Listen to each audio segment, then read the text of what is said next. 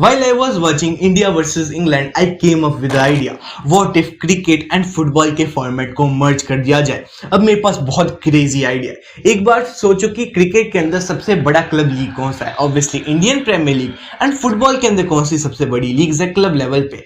UCL, Premier League, La Liga etcetera. What if इनके format को merge कर दिया जाए। अभी तुम्हें कुछ समझ नहीं आ रहा, लेकिन इस वीडियो के एंड तक जो मैंने आइडिया बताया, जो फॉर्मेट बताया, वो तुम्हारा माइंड पक्का से ब्लो कर देगा। अगर तुम इसे थोड़ा भी अंडर एस्टिमेट कर रहे हो, मत करो।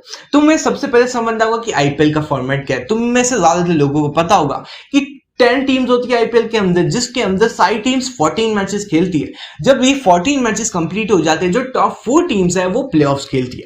अब प्लेऑफ्स के अंदर भी एक और इसके अंदर ट्विस्ट है। जो टॉप 2 टीम है दे प्ले अ क्वालिफायर 1। जो क्वालिफायर 1 है, इसके अंदर से जो टीम जीतती है दे रीच फाइनल, एंड जो टीम क्वालिफायर 1 में से हारती है वो सेमीफाइनल्स के अंदर जाती है। एंड जो 3rd 4th वाली टीम है they play an eliminator, and इस एलिमिनेटर के अंदर जो टीम जीतती है वो सेमीफाइनल के अंदर जाती है। ये वही सेमीफाइनल है जिसमें क्वालिफायर 1 में से जो हारा है वो आएगा। अब ये सेमीफाइनल्स में से जो टीम जीतती है वो पहुंचती है फाइनल के अंदर, एंड उसके बाद क्वालिफायर 1 के विनर एंड इस सेमीफाइनल के विनर के बीच में मैच होता है, एंड जो जीतता है वो ऑब्वियसली आईपीएल को जीत जाता है। लेकिन व्हाट इफ ये फुटबॉल के अंदर अप्लाई हो? अब डायरेक्टली फुटबॉल के अंदर इसे अप्लाई नहीं करूंगा मैं, इसके अंदर कुछ ट्विस्ट डालूंगा। फॉर एग्जांपल तुम प्रीमियर लीग के फॉर्मेट की बात करो, सारी टीमें मैचेस खेलती है, एंड उसके बाद जो टॉप 1 है वो डायरेक्टली जीत जाता है। अब ये थोड़ा सा बोरिंग नहीं है, मतलब यूसीएल ने भी अपना फॉर्मेट बदल दिया, प्रीमियर लीग को भी थोड़ा सा बदलना चाहिए। ऑब्वियसली एक क्लासिक बहुत ज्यादा स्टैंडर्ड है, जो कि बहुत ज्यादा इंटरेस्टिंग भी लगता है, लेकिन व्हाट इफ्स के अंदर थोड़ा सा ट्विस्ट हो। ये थोड़ा अनरियलिस्टिक है, लेकिन एक बार इस बात सुनो। अगर तुम आईपीएल का डायरेक्ट फॉर्मेट अप्लाई कर दोगे तो इसके अंदर टॉप 2 जो टीम है वो क्वालिफायर के अंदर जाएगी। अब आईपीएल के अंदर क्या होता है, जो टॉप टीम 2 टीमें होती है उनको एक एडवांटेज मिलता है। उन्होंने क्वालिफायर 1 खेला, अगर वो उसमें हार भी गए तो भी वो सेमीफाइनल के अंदर पहुंच जाएंगे, एंड उसके बाद भी वो फाइनल के अंदर पहुंच सकते हैं। तो बोला जाए तो उनके पास टोटल 2 चांसेस है फाइनल के अंदर पहुंचने के लिए। लेकिन प्रीमियर लीग के अंदर हम टॉप 2 टीमों को क्यों देंगे? ये तो काफी ज्यादा वियर्ड हो गया ना। इसकी वजह से प्रीमियर लीग के अंदर हम सिर्फ टॉप 1 टीम को देंगे। इससे जो प्रीमियर लीग का जो स्टैंडर्ड फॉर्म है, जिसके अंदर नंबर 1 टीम को डोमिनेशन मिलता है, जो उन्हें रिस्पेक्ट मिलती है, वो वैसे ही मिलेगी। जो टॉप 1 टीम है वो डायरेक्टली फाइनल में पहुंच जाएगी प्रीमियर लीग के। अब जो इसके नीचे 4 टीम है वो आईपीएल के प्लेऑफ्स का फॉर्मेट खेलेंगे। टॉप 1 टीम डायरेक्ट फाइनल के अंदर पहुंची, अब जो 2nd 3rd टीम है वो खेलेंगे क्वालिफायर। उस क्वालिफायर के अंदर जो टीम जीतेगी वो एक अलग फाइनल के अंदर जाएगी, एंड उसके बाद जो 4th and 5th टीम है वो एक एलिमिनेटर खेलेंगे। उनमें से जो जीतेगा वो एक सेमीफाइनल खेलेगा। अब जो क्वालिफायर टीम के अंदर हारी थी 2 and 3rd टीम में से, वो इस सेमीफाइनल के अंदर खेलेंगे। इनमें से जो जीतेगा अब वो फाइनल के अंदर जाएगा।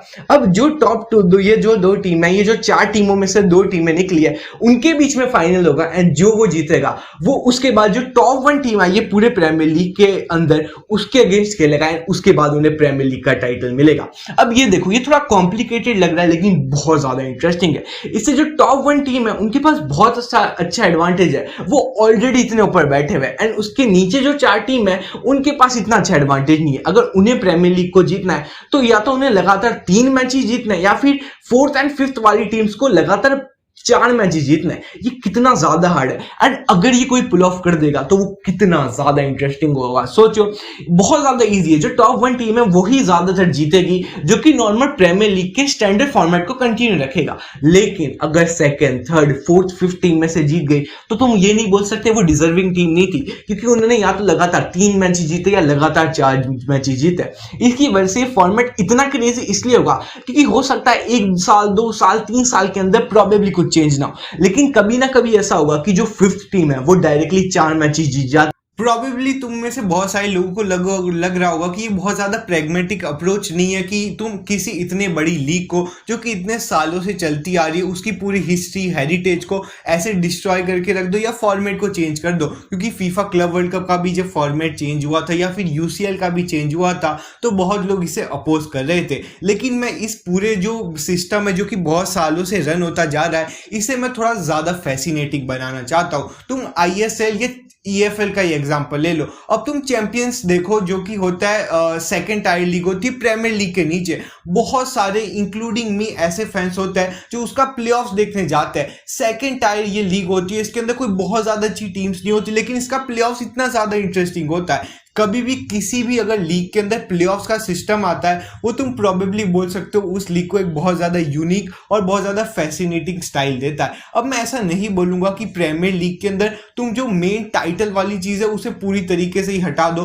तुम उसे टाइटल भी दे सकते हो, प्लेऑफ्स भी कर सकते हो। लेट्स से जैसे आईएसएल ने एक चीज़ करी थी। आईएसएल क्या करता था, जो तुमने सारे मैचेस खेला है उसके बाद जो टॉप 1 टीम है उन्हें टाइटल मिलेगा, उसके बाद वो फिर से प्लेऑफ्स करेंगे और इस प्लेऑफ्स के अंदर जो फाइनल को रीच करेगा और आईएसएल जीतेगा उसमें आईएसएल के 2 विनर भी हो सकते हैं। इससे हमें यह भी पता चल जाएगा कि कंसिस्टेंटली किसने थ्रू आउट पूरी लीग के अंदर सबसे अच्छा खेला है और किसने प्रेशर में आके सबसे ज्यादा मैचेस जिसके अंदर ऑडियंस की आईज होती है, लाइमलाइट के अंदर किसने ज्यादा सबसे ज्यादा शाइन किया है। तभी तुम देखोगे क्रिकेट के अंदर जहाँ पे सबसे ज्यादा प्लेयर शाइन करते ही है फाइनल के अंदर, सेमीफाइनल्स के अंदर। फुटबॉल के अंदर प्रीमियर लीग के अंदर प्लेयर्स को इतने ज्यादा वो चांसेस नहीं मिलते कि वो फाइनल में आके खेले। अब ये जो प्रीमियर लीग का फॉर्मेट है वो पहले से इंटरेस्टिंग है, लेकिन मैं बोलूंगा ये धीरे धीरे विद टाइम टेडियस हो चुका है। ये जो मैं आइडिया के साथ आया हूँ ये प्रोबेबली तुम लोग बहुत सारे लोग इससे अग्री ना करो, लेकिन तुम्हें ये तो एडमिट करना पड़ेगा कि ये फुटबॉल को एक जरूर से नया स्टाइल देगा और प्रोबेबली तुम्हें ये ही स्टाइल लेने की जरूरत नहीं है। इससे तुम अपनी खुद की थ्योरीज भी बना सकते हो, खुद के कुछ इंटरेस्टिंग फॉर्मेट भी बना सकते हो। अगर तुम किसी और फाइनल या सेमीफाइनल, लेट्स से तुम क्रिकेट के वर्ल्ड कप को एक बार देखो, क्रिकेट के वर्ल्ड कप के अंदर 10 टीम्स होती है ओडीआई फॉर्मेट वाले में, उसमें से जो टॉप 4 टीमें होती है वो प्लेऑफ्स खेलती है, जिसमें फर्स्ट टीम 4th के साथ खेलती है, सेकंड टीम 3rd के साथ खेलती है।